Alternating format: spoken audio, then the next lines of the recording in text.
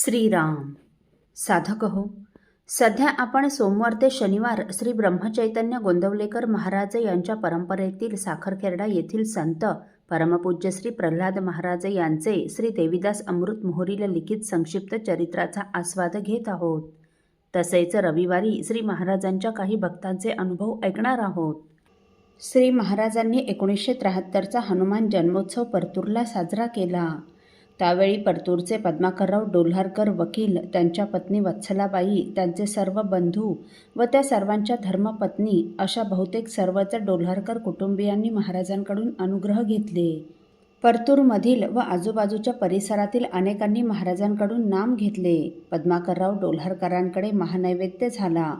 300हून अधिक मंडळी भोजन प्रसादास होती. त्यावेळी या सर्व डोल्हारकर बंधूंच्या मनात आपल्या डोल्हारा या गावी श्री महाराजांच्या हस्ते हनुमान मूर्ती स्थापन करावी असा विचार आला. त्याप्रमाणे त्यांनी महाराजांना विनंती केली. महाराजांनी मूर्ती स्थापनेची अनुमती दिली व मंदिर बांधून मूर्ती घेऊन येण्यास सांगितले. त्याप्रमाणे पुढे डोल्हारकर वकिलांनी पुढाकार घेऊन डोल्हाऱ्याला सर्व गावकऱ्यांच्या सहकार्याने मंदिर बांधले व हनुमंताची मूर्ती आणली. नंतर श्री महाराजांकडे स्वतः जाऊन हे सर्व सांगितले. श्री महाराजांनी त्याच वेळी त्यांना मूर्ती स्थापनेचा मुहूर्त काढून दिला. श्री महाराज मूर्ती स्थापनेच्या आदल्या दिवशी डोल्हाऱ्याला आले. सकाळचा सर्व नित्यनेम झाल्यावर मूर्ती गाभाऱ्यात नेऊन सिंहासनावर ठेवावी म्हणून महाराजांनी सांगितले. हनुमंताची मूर्ती भव्य व वजनदार होती. तिची उंची 5 फूट, रुंदी 3 फूट व जाडी 9 इंच होती. मंदिराचा दरवाजा त्या मानाने अरुंद होता. त्यामुळे मंदिराच्या दरवाजातून मूर्ती सिंहासनावर ठेवणे कठीणच काम होते. तरीही 15-20 भक्तांनी हनुमंताचा जय जयकार करून मूर्ती उचलून मंदिराच्या दरवाजापर्यंत आणली. परंतु दरवाजा अरुंद असल्यामुळे मूर्ती दरवाजातून नेणे कठीण जाऊ लागले. मूर्ती आणि मूर्ती उचलून नेणारी ही एवढी मंडळी दरवाजातून एकाच वेळी जाऊ शकत नव्हती. त्यामुळे मूर्ती नेता नेता मंदिराचा दरवाजा तर मोडणार नाही ना, अशी भीती या सर्वांनाच वाटत होती. या सर्व मंडळींनी मूर्ती गाभाऱ्यात नेण्याचा बराच प्रयत्न करून पाहिला, परंतु दरवाजातून तसूभरसुद्धा मूर्ती पुढे नेता येईना. शेवटी अनेक युक्त्या प्रयुक्त्या करून ही सर्व मंडळी थकली. श्री महाराज त्यावेळी सोहळ्यात असून जप करीत होते. एकीकडे मंत्रघोष सुरू होते तर दुसरीकडे सनई चौघड्यांचा मंजूळ आवाज. ही सर्व मंडळी मूर्ती गाभाऱ्यात नेण्यासाठी करीत असलेल्या प्रयत्नांचं निरीक्षण करून महाराज हुंकार भरून उभे झाले आणि या सर्व ग्रामस्थांना म्हणाले, हे पहा, ज्यांचं स्नान झालं असेल त्यांनीच मूर्तीला स्पर्श करा.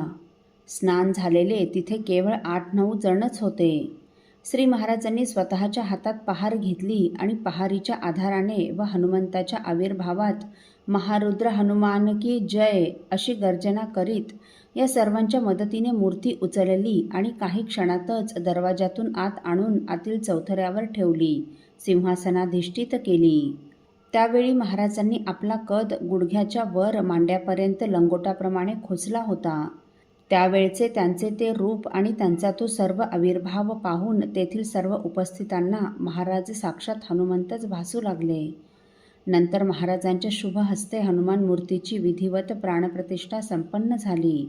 सर्वांनी उच्च स्वरात महारुद्र हनुमान की जय असा त्रिवार जय जयकार केला.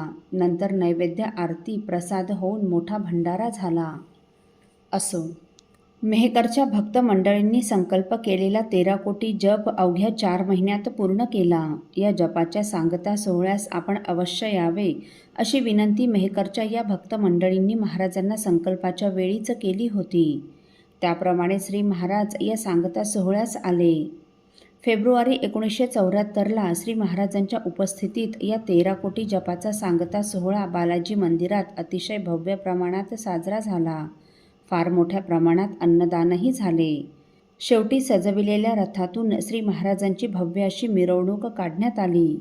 त्यावेळी मेहकर एज्युकेशन सोसायटी महाविद्यालयाचे प्राचार्य जोशी साहेब यांनी त्यांच्या महाविद्यालयात सर्व प्राध्यापक, कर्मचारी वर्ग व विद्यार्थ्यांना आपण प्रबोधन करावे अशी श्री महाराजांना विनंती केली. श्री महाराजांनी त्यांची विनंती मान्य केली व दुसऱ्या दिवशी तेथील महाविद्यालयात श्री महाराजांचे प्रवचन ठरले. असो, साधक हो, मेहकरच्या महाविद्यालयात परमपूज्य श्री प्रल्हाद महाराजांचं अत्यंत साध्या आणि गोड शब्दात झालेले प्रवचन आपण पुढील भागात ऐकणार आहोत. श्री राम समर्थ.